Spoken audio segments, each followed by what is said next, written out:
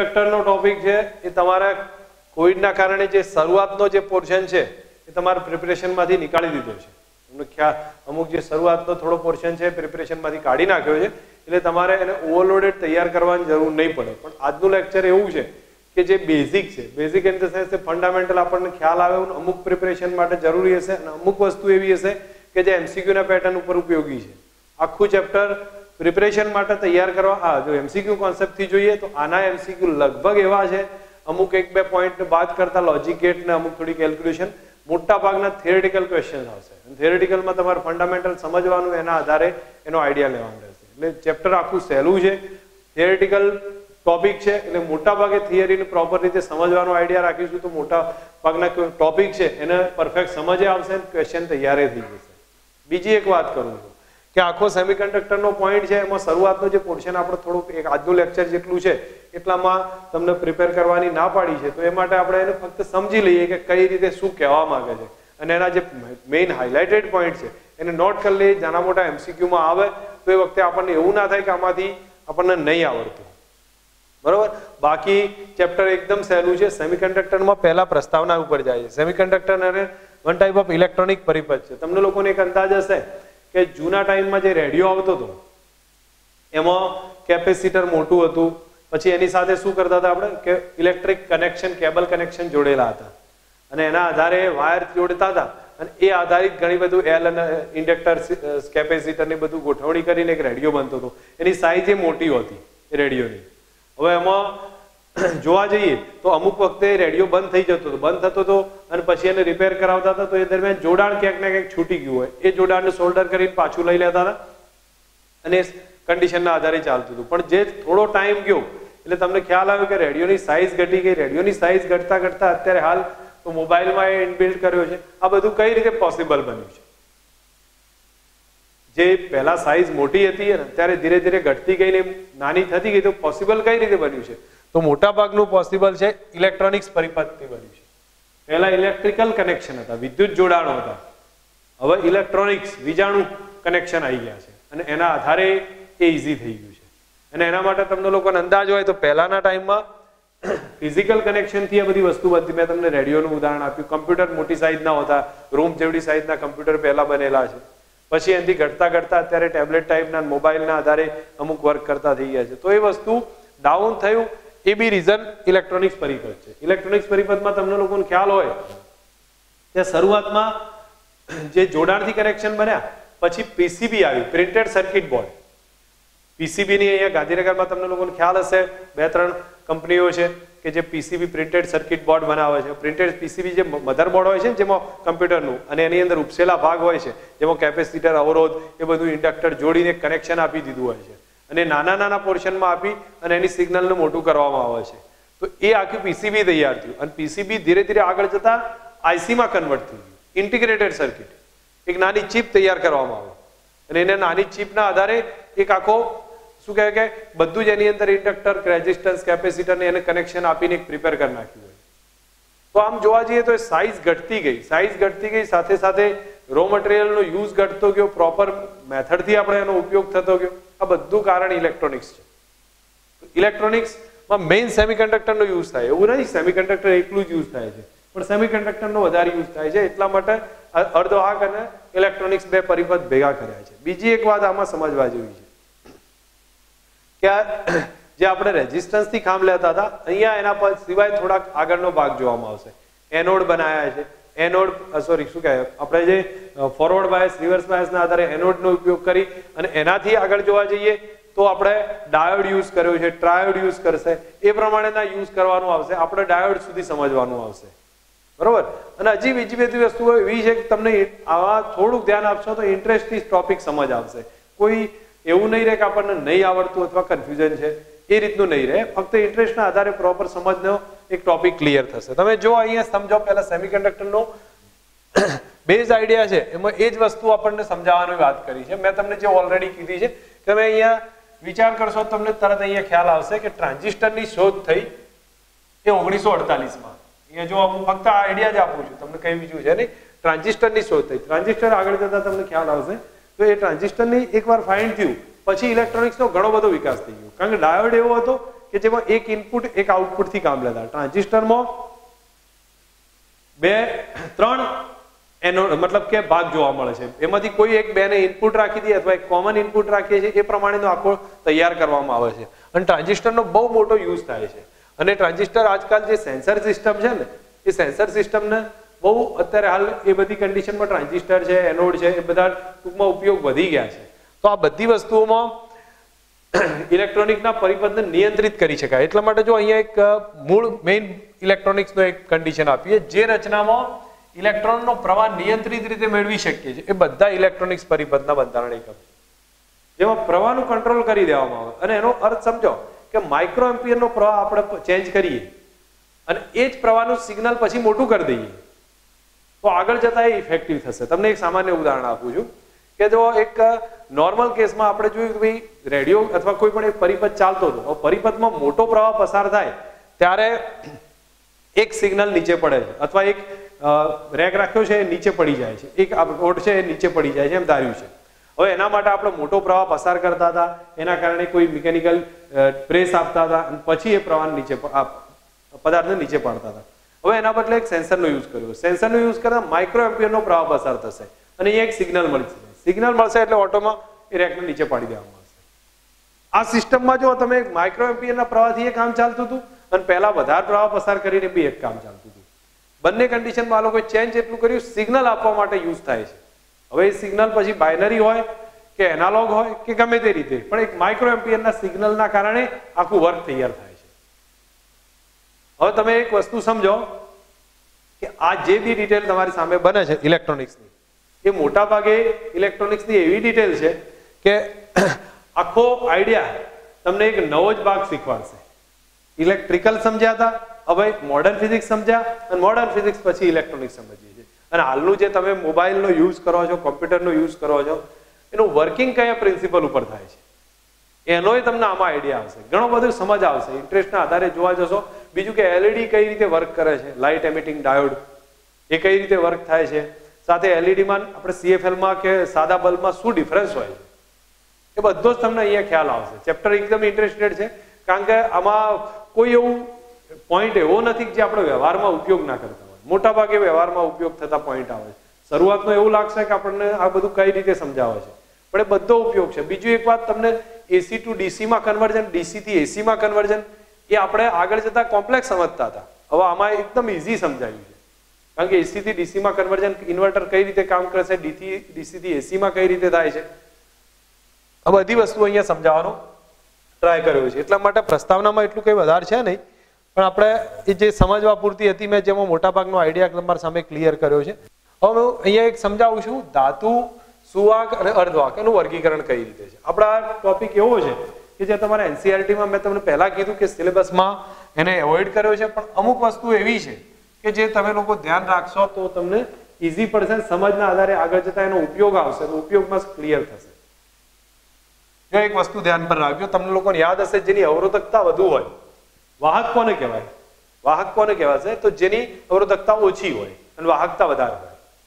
અવાહક કોને કહીશું? જેની અવરોધકતા વધારે હોય, વાહકતા ઓછી હોય. ઓકે, તો અહીંયા જો તમારી સામે એક રિલેશન આપ્યું છે, એમાં તમે સિમ્પલ સમજો, ધાતુઓ કોને કહેવામાં આવશે? અવરોધકતા ઓછી હોય પણ વાહકતા વધુ હશે. તો કેટલી અવરોધકતા છે? 10⁻² થી 10⁻8 સુધી. અને વાહકતા કેટલી? 10⁻2 થી 10⁻8 સુધી. તો આપણા માટે આમ સમજ આવી જાય કે અવરોધકતા 10⁻2 થી 10⁻8 સુધી છે, વાહકતા છે 10⁻2 થી 10⁻8 સુધીની જોવા મળશે. આ ધાતુઓની કન્ડિશન છે. હવે એના પછી અવાહકોની વાત કરી છે. આપણે અવાહક પહેલા જોઈ લઈએ. અવાહકમાં અવરોધકતા વધારે હશે. કેટલી હશે અવરોધકતા? 10⁻11 થી 10⁻19 જેટલી હશે. વાહકતા કેટલી? એનો વ્યસ્ત છે એટલે 10⁻11 થી 10⁻19 જેટલી જોવા મળે. આ અવાહકોની વાત કરી છે. અર્ધવાહકોમાં બે વચ્ચેનું જોવા મળશે. કેટલી હશે તો સમજો, અવરોધકતા 10⁻5 થી 10⁻6 સુધીની હશે અને વાહકતા 10⁻5 થી 10⁻6 સુધીની મીડિયમ જોવા મળે છે. તો આ એક બે ડેટા છે, એ હું માનું ત્યાં સુધી તમે લોકો ધ્યાન રાખવા તો બેટર રહેશે. આ ત્રણે ત્રણ ડેટા કઈની વાત કરી છે? વાહક, અવાહક અને અર્ધવાહક. ધ્યાન પર રાખીએ, વાહકની કેટલી હતી અવરોધકતા? 10⁻2 થી ઓકે 10^8 સુધી, જે આપણે અહીંયા લખ્યું 10^2 થી 10^8 સુધી આપણા માટે વાહકતા રહેશે. અને અવરોધકતા કેટલી હતી? 10^-2 થી 10^-8 સુધી. અર્ધવાહકોને રિવાઇઝ કરીએ તો અર્ધવાહકોમાં તમને લોકોને યાદ હશે 10^-5 થી 10^6 સુધી અને વાહકતા 10^5 થી 10^-6 સુધી. બરોબર, બંનેનું રિલેશન સેમ છે. અવાહકોમાં અવરોધકતા વધુ હોય તો 10^11 થી 10^19 સુધી અને વાહકતા 10^-11 થી 10^-19 સુધી. આ બેઝિક ડિટેલ આપી છે કારણ કે આપણે અર્ધવાહકોમાં વધારે ફોકસ કરવાનું છે આ ચેપ્ટરમાં, એટલા માટે અહીંયા સામાન્ય એક ડિટેલ આપી દીધી છે. હવે બીજી એક વાત અહીંયા બતાવ્યું છે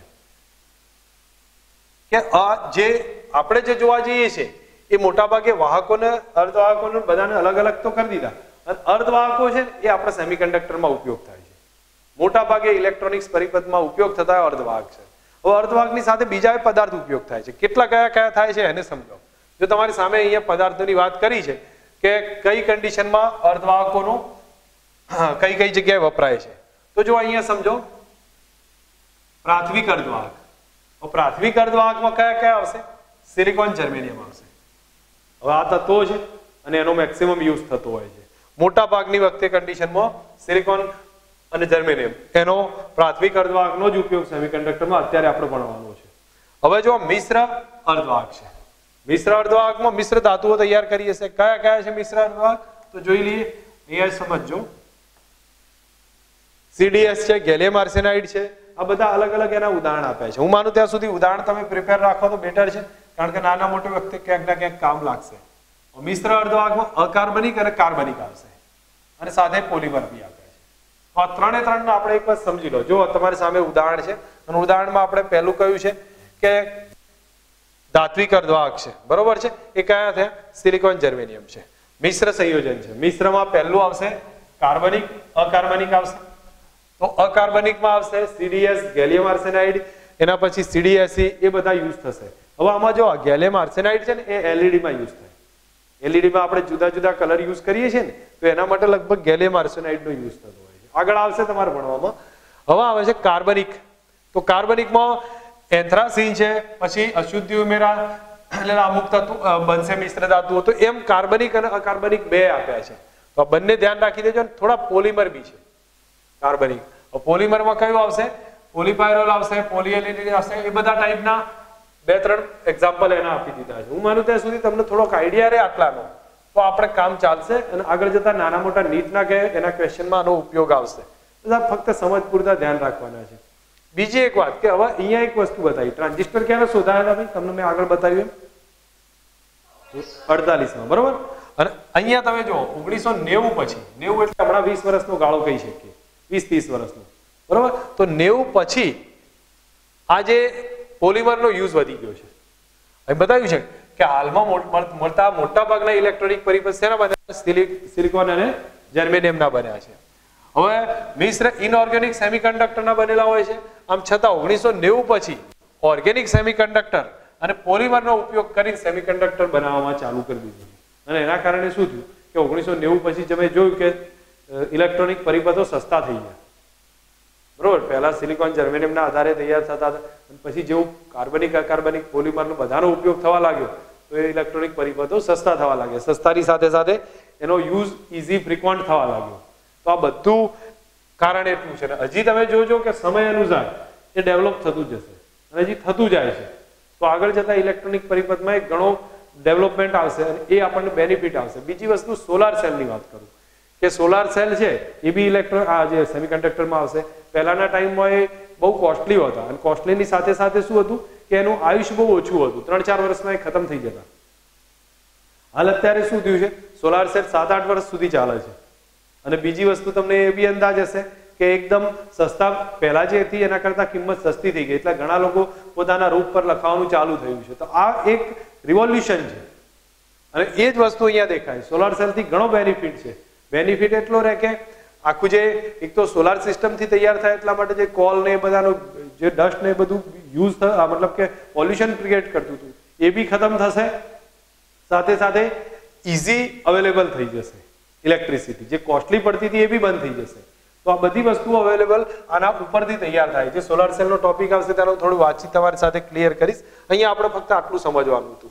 મેં તમને કહ્યું શરૂઆતના ટોપિકમાં આપણે સિલિકોન જર્મેનિયમનો યુઝ કર્યો અને હવે જે જોવા મળે છે એ બધા આનો યુઝ કરવા લાગ્યા છે.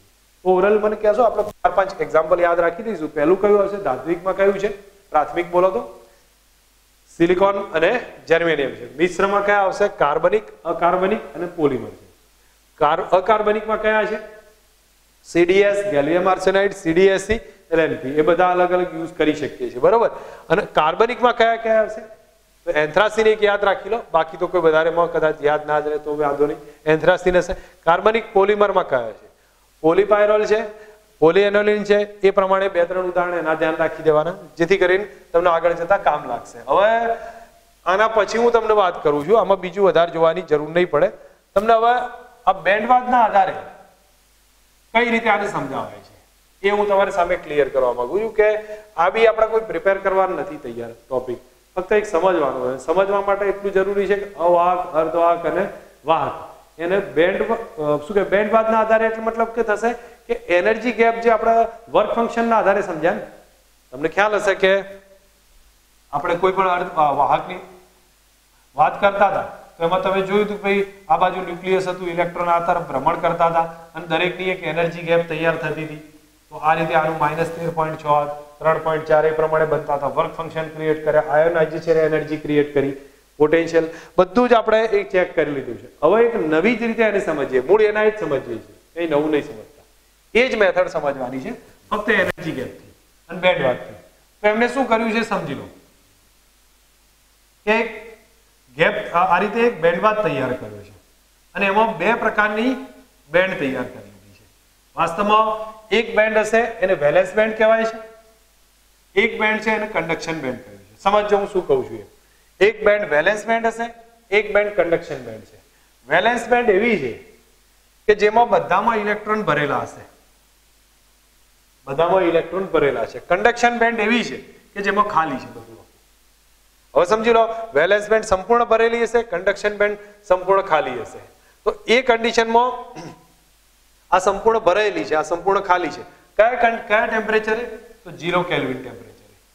0 કેલ્વિન ટેમ્પરેચરે શું હોય ભાઈ? યાદ આવે છે તમને કે બધા જ આયનોના દોલનો બંધ થઈ ગયા હોય અને બધા જ ઇલેક્ટ્રોન પોતપોતાના સ્થાને ગોઠવાઈ ગયા હોય અને પ્રવાહ જે નોર્મલ કન્ડિશનમાં જોશો તો એમાં પ્રવાહનું જે ઘટના છે એ ધીરે ધીરે ઘટતી જશે. તો એમ આ 0 કેલ્વિન ટેમ્પરેચરે બધા જ વેલેન્સ બેન્ડમાં ઇલેક્ટ્રોન ગોઠવાઈ ગયા છે અને કન્ડક્શન બેન્ડ સંપૂર્ણ ખાલી છે. હવે થશે શું? એક વસ્તુ સમજો, જેવું ટેમ્પરેચર વધતું જશે, ટેમ્પરેચર વધશે એટલે આને ઉર્જા મળશે દોલનોના કારણે. એ ઉર્જા મળશે તો ઇલેક્ટ્રોન ક્યાં જતો રહેશે ભાઈ? વેલેન્સ થી કન્ડક્શન બેન્ડમાં જશે. અને જેવું કન્ડક્શન બેન્ડમાં જાય તો અહીંયા ઇલેક્ટ્રોન આવી ગયો. હવે એ ઇલેક્ટ્રોન સમજો અહીંયાથી અહીંયા આવી ગયો છે તો આપણે જોયું કે અહીંથી અહીંયા ટ્રાન્સફર તો થઈ ગયું. અહીંયા એની પાસે ફરવા માટે ઘણો બધો માર્ગ મળી રહેશે અને ઘણો બધો માર્ગ મળશે એટલે ફરવાનું ચાલુ કરી દેશે. તો એના કારણે પ્રવાહનું નિર્માણ થશે. એક સમજો, પહેલું પ્રવાહ નિર્માણ હતું. બીજી એક કન્ડિશન કે એ અહીંથી નીકળી ગયો પણ નીકળ્યો એટલે પોતાની જગ્યા ઉપર ખાલી જગ્યા મૂકતો ગયો છે. હવે પોતાની જગ્યાએ ખાલી જગ્યા છે તો અહીંયા ઇલેક્ટ્રોન તો રહેલા જ છે ને, એ અહીંથી અહીંયા ફરવાનું ચાલુ કરી દેશે. તો પ્રવાહ 2 જગ્યાથી મળવાનું ચાલુ થયો. એક કોના કારણે મળ્યો? આ ઇલેક્ટ્રોન ઉપર ગયો તો એના કારણે મળ્યો. બીજો, અહીંયા ઇલેક્ટ્રોન પોતાની જગ્યાએ ખાલી જગ્યા મૂકી છે અને એ ખાલી જગ્યાનું નામ આપ્યું છે હોલ. ફક્ત સમજો, તમને આખો આઈડિયા ક્લિયર થશે કે ખાલી જગ્યાનું શું નામ આપી દીધું છે? હોલ કીધો છે. તો અહીંયા જો આ ખાલી જગ્યાને મેં હોલ નામ આપ્યું અને આને આપણે નામ આપ્યું છે મુક્ત ઇલેક્ટ્રોન. તો બોલો પ્રવાહ કેટલાના કારણે મળે એ મને કહો. એકના કારણે મળશે કે 2ના કારણે મળશે? 2ના કારણે મળે. આ હોલ છે, ખાલી જગ્યા છે તો અહીંયા ઇલેક્ટ્રોન ફરવા લાગશે. એટલે ફરે એટલે શું થાય? અહીંથી ઇલેક્ટ્રોન જો આમાં જ ઘૂસી ગયો તો પોતાની જગ્યાએ નવો હોલ ક્રિએટ કરશે. આ ઇલેક્ટ્રોન પાછો અહીંયા ગયો તો હોલ ફરી પાછો પોતાની જગ્યાએ નવો હોલ ક્રિએટ કરે અને અહીંયા તો ઇલેક્ટ્રોનનું ફરવાનું જ છે. એ આધારિત માર્ગ મળતો જશે. ધેટ મીન્સ 2ના કારણે પ્રવાહ મળવાનું ચાલુ થયું. ઇલેક્ટ્રોનના કારણે થયું ને હોલના કારણે થયું. હવે મહત્વનો પોઈન્ટ અહીંયા આવીને અટકે છે કે આ એનર્જી ગેપ છે ને એ કેટલી છે? એનર્જી ગેપ કેટલી છે? તો આ જે ગેપ બેની વચ્ચે જોવા મળી છે એને એનર્જી ગેપ EG કહેવાય છે. હવે આ એનર્જી ગેપ જો બહુ મોટી હોય, બહુ જ મોટી હોય, તમે સમજી લો, હું કહું છું કે આ ગેપ બહુ મોટી હોય તો આપણે ગમે એટલો પ્રકાશ આપાત કરીએ અથવા હું તમને કહું કે એનર્જી ગેપ કઈ રીતે પાર થશે એ સમજી લો, પછી આપણે એના ડિફરન્સ જોઈએ. તો અહીંથી યોગ્ય પ્રકાશ આપાત કરું તો ઇલેક્ટ્રોનની ઉર્જા મળવાની. આના ઉપર યોગ્ય પ્રકાશ આપાત કરું તો ઇલેક્ટ્રોનની ઉર્જા મળશે. ઉર્જા મળશે તો ઇલેક્ટ્રોન ક્યાં જતો રહેશે? વેલેન્સથી કંડક્શનમાં જાય. બીજી કઈ રીતે જાય? તો મેં બીજી તમને બતાવ્યું, ટેમ્પરેચર વધારો જ શું થાય? ટેમ્પરેચર વધારો તો ઇલેક્ટ્રોન શું થશે? વેલેન્સથી કંડક્શનમાં જતો રહે. અને બીજું તો વિદ્યુત ક્ષેત્ર આપી દો વધારે પડતું તો ઇલેક્ટ્રોન શું થશે? વેલેન્સથી કંડક્શનમાં જશે. તો આ બધી રીતે ઇલેક્ટ્રોન જઈ શકે છે. પણ ધારો કે એનર્જી ગેપ જ બહુ મોટી હોય તો ઇલેક્ટ્રોન જઈએ કે? તો નહીં જાય ને. તો ઇલેક્ટ્રોન વેલેન્સથી કંડક્શનમાં ના જાય તો બધા ઇલેક્ટ્રોન ક્યાં ભરાયેલા રહે? વેલેન્સમાં જ ભરાયેલા રહે, કોઈ મુક્ત ના થાય. એ પદાર્થ અવાહક કહેવાય. તો અવાહકની ખાસિયતમાં શું છે? તમને યાદ તો આવી ગયું કે એનર્જી ગેપ કેવી હોય? મોટી હોય. તો એ અવાહક પદાર્થ હશે જેમાં ઇલેક્ટ્રોન વેલેન્સથી કંડક્શનમાં જઈ જ નહીં શકે. ધાતુઓમાં શું હશે? ધાતુઓમાં એનર્જી ગેપ હશે જ નહીં. હવે સમજો કે આ વેલેન્સ બેન્ડ અને આની ઉપર કંડક્શન બેન્ડ. તો આ વેલેન્સ બેન્ડમાં બધા ઇલેક્ટ્રોન ભરેલા છે, કંડક્શનમાં ખાલી છે. તો શું થાય? ઇલેક્ટ્રોન ગમે ત્યાંથી ગમે ત્યાં ફરી શકે. તો વેલેન્સ કંડક્શનમાં ગમે ત્યાં ફરશે તો એનર્જી ગેપ જ નહીં હોય, તો બહુ ઓછી હશે. તો એ ધાતુ પદાર્થ કહેવાય. અને અવાહક અર્ધવાહક છે એમાં માપની એનર્જી ગેપ હોય છે કે જેમાં ઉર્જા મળે તો ઇલેક્ટ્રોન ક્યાં જાય? વેલેન્સથી કંડક્શનમાં જાય, બાકી પછી એ વેલેન્સમાં રહેશે. તો આ એક આની કન્ડિશનની ખાસિયત બતાવી છે. અર્ધવાહક, અવાહક અને વાહક. તમને લોકોને ધ્યાન પડ્યું છે? હવે એક વસ્તુ સમજી લો, હું તમને આઈડિયા આપું છું એ મને કહેજો, આખો તમારી રીતે ફંડામેન્ટલ ક્લિયર કરું છું કે વેલેન્સ બેન્ડ કોને કીધી મેં? આપણી રીતે સમજીએ તો જેમાં 0 કેલ્વિન ટેમ્પરેચરે બધા ઇલેક્ટ્રોન ભરેલા હોય એને શું કીધું? Valence band. કંડક્શન બેન્ડ કોને કીધી? તો 0 કેલ્વિન ટેમ્પરેચરે આખી ખાલી હોય એ કંડક્શન બેન્ડ થશે. બરોબર? એને વેલેન્સથી કંડક્શનમાં જવું હોય તો શું કરવું પડે? ઉર્જા આપવી પડે. ઉર્જા કેટલી રીતે અપાશે? તમે રેડિયેશન આપો તો ઇલેક્ટ્રોનની ઉર્જા મળે, ટેમ્પરેચર વધારો ઇલેક્ટ્રોનની ઉર્જા મળશે, વિદ્યુત ક્ષેત્ર આપો તો એ ઉર્જા મળવાની છે. તો આ 3-4 રીતે એને ઉર્જા મળતી જશે. બોલો હવે સમજ આવી છે? બીજી વસ્તુ કે ગેપની વાત કરું છું. એનર્જી ગેપ સૌથી વધુ શેમાં હોય? અવાહકમાં હોય, જેથી ઇલેક્ટ્રોન વેલેન્સથી કંડક્શનમાં જઈ જ ના શકે. સૌથી ઓછી શેમાં હોય? વાહકમાં હોય. વાહકમાં તો ઘણીવાર શું હોય કે આ તો બરાબર છે, નજીક નજીક તો ઠીક છે, પણ એકબીજા ઉપર ઓવરલેપ થઈ ગઈ હોય. આ વેલેન્સ છે ને કંડક્શન છે, એટલે સમજો એક વેલેન્સ આવે, એક કંડક્શન આવે, એક વેલેન્સ આવે, એક કંડક્શન આવે, એવી ઓવરલેપ થઈ ગઈ હોય. તો એ સિચ્યુએશનમાં એમને તો કોઈ ફરક પડવાનો નથી, એ તો ગમે ત્યાંથી ભ્રમણ કરી લેવાના છે. પણ અવાહકની અંદર આ એનર્જી ગેપ માપની હોય છે. જો યોગ્ય ઉર્જા મળે તો ઇલેક્ટ્રોન અહીંથી અહીંયા જાય. હવે થાય છે કે એલઈડીમાં સિસ્ટમ કઈ હોય છે એ બી તમને સમજ આવશે. એલઈડીમાં તમને યોગ્ય રીતનો સમજો અથવા ઇલેક્ટ્રિક કરંટ મળે. ઇલેક્ટ્રિક કરંટ એટલે વિદ્યુત ક્ષેત્ર મળે. તમને ખ્યાલ આવે? વિદ્યુત ક્ષેત્ર મળશે. હવે વિદ્યુત ક્ષેત્ર ઉર્જા આપશે. એ ઉર્જા આપે, પ્રવાહ પસાર કરીએ, આપણે બલ્બનો સ્વિચ ઓન કરીએ એટલે વિદ્યુત ક્ષેત્ર મળશે. આ ઇલેક્ટ્રોન વેલેન્સથી ક્યાં જતા રહે? કંડક્શનમાં જાય. અને કંડક્શનમાં જઈ લાંબો સમય ના રહીએ કે, એ તો તમને ખબર છે કે ઇલેક્ટ્રોન ઉપરની કક્ષામાં જાય ને તો લાંબો સમય ના રહીએ કે એ પાછો આવતો રહેશે. તે જેવો પાછો આવશે ને કંડક્શન બેન્ડમાં એટલે તરત જ રેડિયેશન ક્રિએટ કરશે. અને એ રેડિયેશન શું કરશે? પ્રકાશ બહાર આપશે.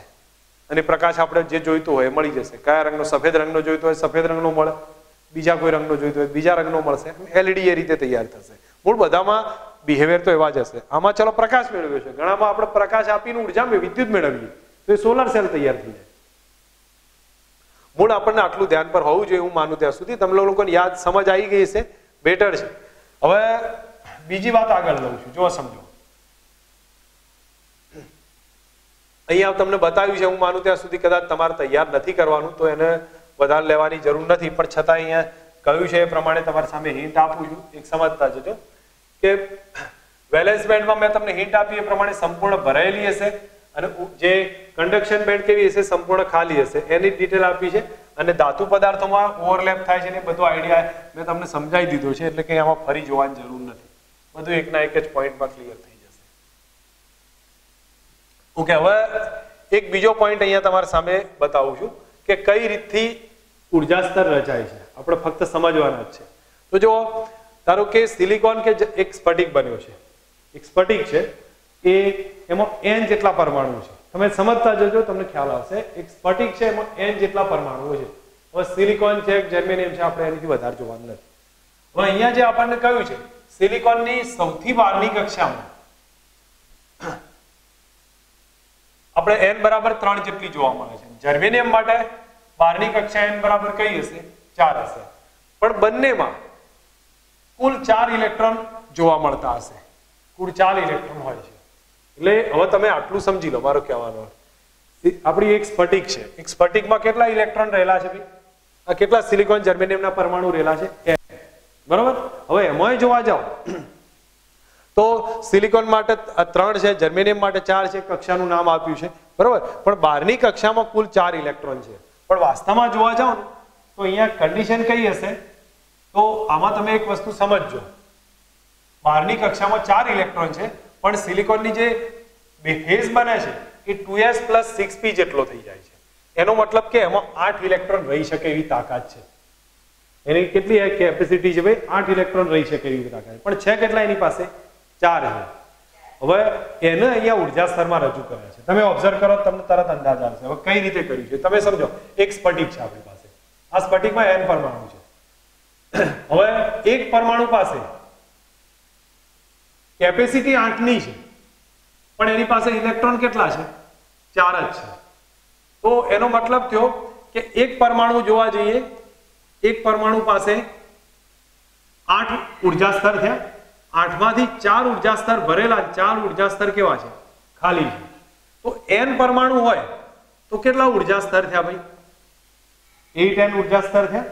અને 8n ઉર્જા સ્તરમાંથી 4n ભરેલા અને 4n કેવા છે? ખાલી છે.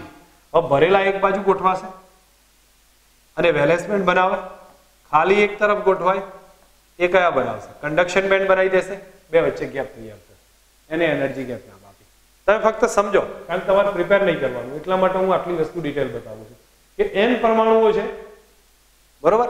હવે અહીંયા મેં તમને કીધું કે એક પરમાણુ પાસે 8 ઉર્જા સ્તર તૈયાર થાય છે, કક્ષાઓના આધારે એની કેપેસિટી 8 ની છે, તો 8 ઉર્જા સ્તર છે, પણ એની પાસે છે 4 જ એક પરમાણુ પાસે.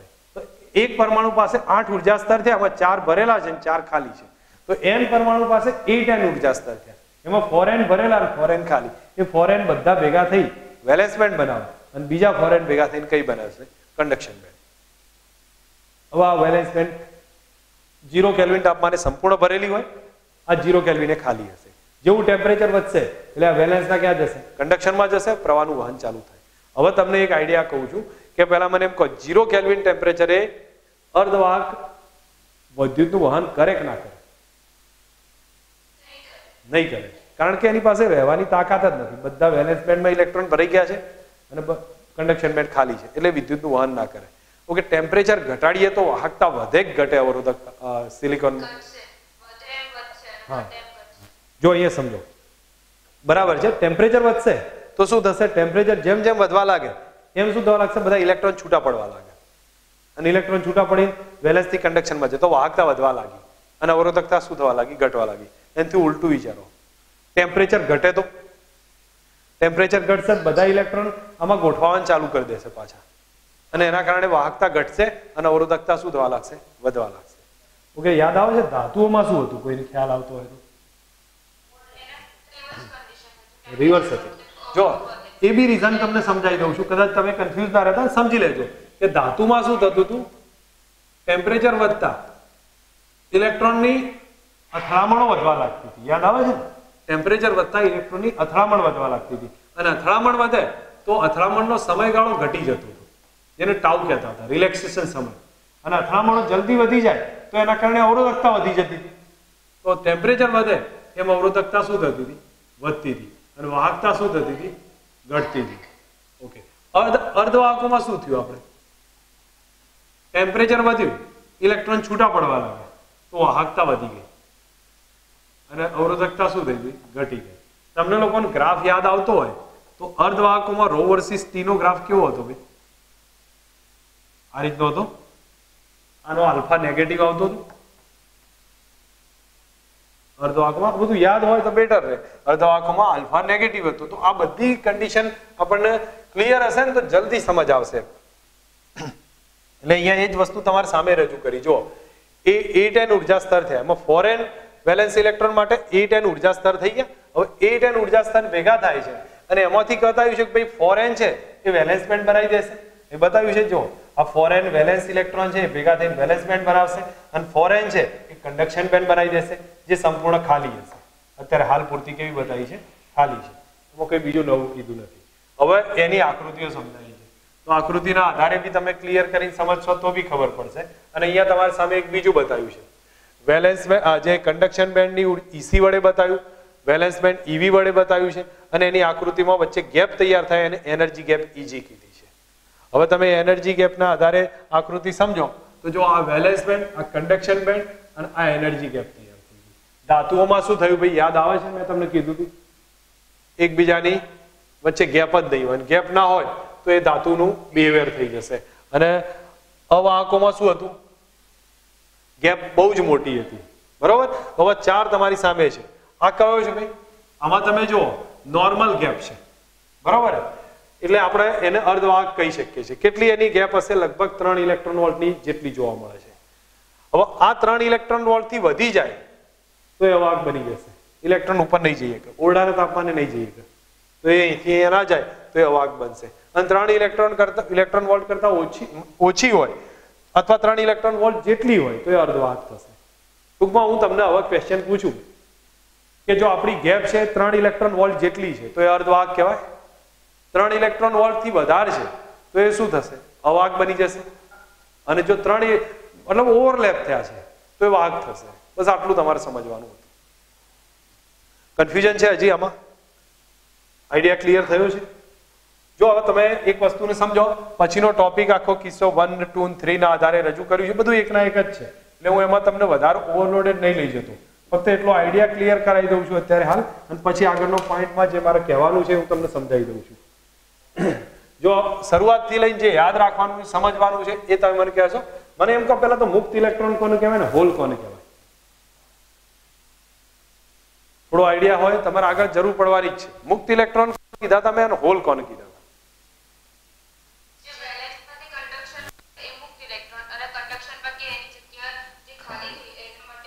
એને હોલ કહેવાય છે, બરોબર. ગુડ. તો એટલે જો અહીંયા મેં તમને હિન્ટ આપી હતી કે વેલેન્સ થી કન્ડક્શનમાં ગયા આ બધા મુક્ત ઇલેક્ટ્રોન કહેવાય. એ ફરી એક છે. અને કન્ડક્શનમાં પોતાની જગ્યા ખાલી પડી જાય છે એને હોલ કીધા છે. હવે હું તમને હોલની અંદર વાત કરું. હોલ વાસ્તવમાં છે શું? ઇલેક્ટ્રોનની ખાલી જગ્યા છે. ઇલેક્ટ્રોનની ખાલી જગ્યા છે. ત્યાં ગતિ કોણ કરે છે? તો અહીંયા એ બંધિત ઇલેક્ટ્રોન જ ગતિ કરે છે. આ બધા ઇલેક્ટ્રોન બંધિત કહેવાય છે.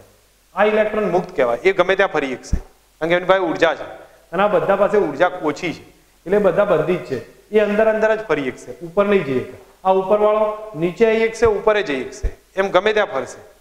તો એટલા માટે મુક્ત ઇલેક્ટ્રોન કહેવાય. અને આયરો છે બંધિત છે. એટલે વાસ્તવમાં હોલ એ બંધિત ઇલેક્ટ્રોનની ગતિ છે. હોલ કોની ગતિ છે?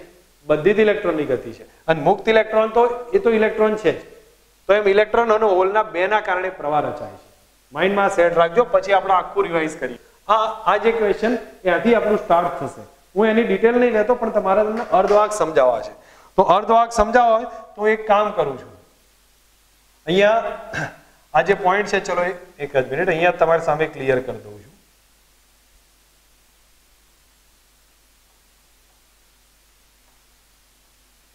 સિલિકોન પરમાણુની વાત કરું તમે સમજજો આમાં બંધારણ કઈ ટાઈપનું હશે. સિલિકોન છે ને એની પાસે 4 વેલેન્સ ઇલેક્ટ્રોન છે.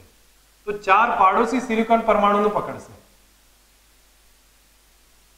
4 પાડોશી સિલિકોન પરમાણુનું પકડશે. સિલિકોન લઈ લો, જર્મેનિયમ લઈ લેશો, એનાથી કોઈ ફરક નહીં પડે. આને પકડશે. અને બીજું કે આની સાથે આનો એક વેલેન્સ ઇલેક્ટ્રોન, આનો એક વેલેન્સ ઇલેક્ટ્રોન અને આનો બીજો વેલેન્સ ઇલેક્ટ્રોન એકબીજા સાથે ભાગીદારીથી કયો બંધ બનાવી દે શકે? સહસંયોજક બંધ બનાવશે. ઠીક છે. તો અહીંયા એવી જ કન્ડિશન થશે. અહીંયા સહસંયોજક બંધ બનતા થશે બધાને. તો આમ જોવા જાય તો તમને હવે અંદાજ આવે છે આમાં કઈ કન્ડિશન થઈ. આની પાસે હતા કેટલા ઇલેક્ટ્રોન? સિલિકોન પાસે 4 છે, બરોબર. એક આ ગણીએ અને એક આ ગણીએ. બાકીનો જે આપણે અલગ કલરથી બતાવીશું આ રેડ એ બીજાના છે, બરોબર છે. એ બીજાના જોવા મળશે. કન્ડિશન શું થઈ આમાં કે એની પાસે કેપેસિટી કેટલાની હતી? 8 ની છે. કેપેસિટી 8 ની છે. 2 2 4 2 6 2 8. પણ છે એની પાસે 4, એટલે બાકીના 4 સાથે ભાગીદારી કરી સહસંયોજક બંધ બનાવી દેશે. હવે આનું જ ઉર્જા સ્તરમાં રજૂ કર્યા હતા. તમને યાદ આવી જશે ઉર્જા સ્તર શું કર્યું તમે? 4 ભરેલા હતા, એટલે 4n ભરેલા છે અને 4n ખાલી છે. આ ખાલી છે. તો વેલેન્સ બેન્ડ થઈ ગયા, કન્ડક્શન બેન્ડ તો સેમ જ બતાવે છે. હવે બીજી એક વાત જો, અહીંયા ધારો કે આખો સ્ફટિક તૈયાર કરું, તો સ્ફટિક તૈયાર કરું તો એ વખત તમે જો અહીંયા હું આને બીજા 2-3 મૂકી દઉં છું. અહીંયા આખો સ્ફટિક તૈયાર કરી દઈએ.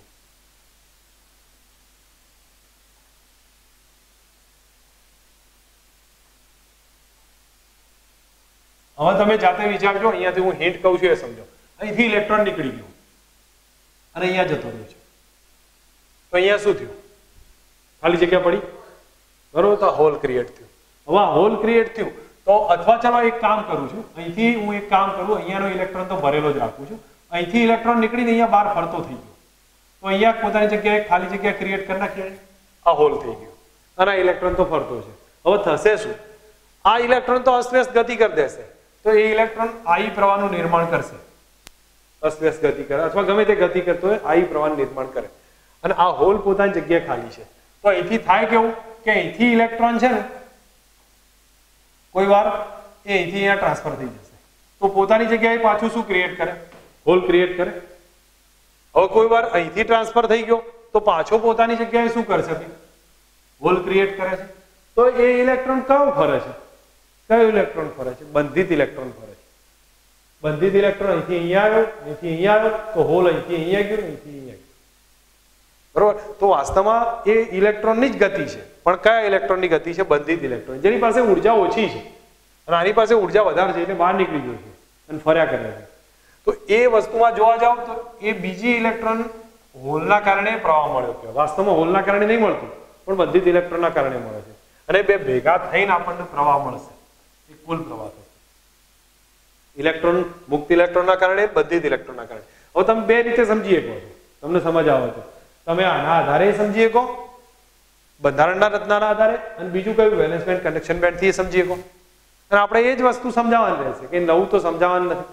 એટલે તમે ફક્ત પહેલા માઇન્ડમાં ક્લિયર રાખી દો હોલ કોને કહેવાય. હું આગળ જતા શબ્દનો યુઝ કરું કે આ હોલ અહીંયા પડે છે, હોલમાં બંધિત ઇલેક્ટ્રોન આવે છે, તો એ વખતે તમને તરત ખ્યાલ આવવો જોઈએ કે આમાં શું થાય છે. અને આ વેલેન્સ બેન્ડ કન્ડક્શન બેન્ડનો આઈડિયા તમને ક્લિયર કરાવ્યો છે. તો આ વસ્તુ આગળ જતા જો સમજ આવી ગઈ હોય તો પછી તો ક્વેશ્ચન ત્યાં જ ખતમ થઈ જશે, એમાં કોઈ વાર નહીં લાગે, ફક્ત પોઈન્ટ યાદ રાખવાના, ક્વેશ્ચન સમજ આવી જશે, બરોબર છે? એટલે તમે લોકો આટલું પહેલા માઇન્ડમાં સમજી લો. વધારે હું ઓવરલોડ લેતો નથી, પણ તમને આટલી હિન્ટ કહું છું. પહેલા તો બંધારણ આ રીતનું હશે. હવે તમને કીધું કે સિલિકોન પાસે 4 વેલેન્સ ઇલેક્ટ્રોન છે, તો પાડોશી પાસેથી 4 લઈ લેશે, જેમ આ બધા પાસેથી 4 લીધા, અને સહસંયોજક બંધ બનાવી દેશે. હવે સહસંયોજક બંધ બનાવીને આવું બંધારણ બનાવશે. આખા સ્ફટિકનું જોઈએ તો આમ નામ ખેંચાતું જ જશે, આ ટાઈપનું બનશે. હવે એમાંથી એક ઇલેક્ટ્રોન કોઈ ટેમ્પરેચર વધ્યું, દોલન થયા, એમાંથી મુક્ત થઈ ગયો, તો પોતાની જગ્યાએ હોલ ક્રિએટ કરી દે. તો અહીંથી બંધિત ઇલેક્ટ્રોન અહીંયા આવશે, અને આ બંધિત ઇલેક્ટ્રોન ફરી અહીંયા જશે, પોતાની જગ્યાએ હોલ નવો ટ્રાન્સફર થયા કરશે. હોલ ફરશે, અને હોલ ફરે છે સાથે સાથે ઇલેક્ટ્રોન ફરે છે, તો એનો મતલબ બે પ્રવાહ મળ્યા, ઇલેક્ટ્રોન અને હોલના કારણે. તો કુલ પ્રવાહ 2 ના લીધે મળશે. એમ અહીંયા એ રીતે બતાવી શકીએ વેલેન્સ બેન્ડ કન્ડક્શન બેન્ડથી. આખું બંધારણ સમજ આવે છે? બીજું કે આનું બંધારણ કયા ટાઈપનું હોય? ડાયમંડ સ્ફટિક ટાઈપનું હોય. આનું બંધારણ ડાયમંડ સ્ફટિક ટાઈપનું. તો ડાયમંડ સ્ફટિક તમને યાદ આવે કે કઈ રીતનું હતું? ડાયમંડ સ્ફટિક બંધારણમાં શું આવતું હતું? કોઈને યાદ હોય તો?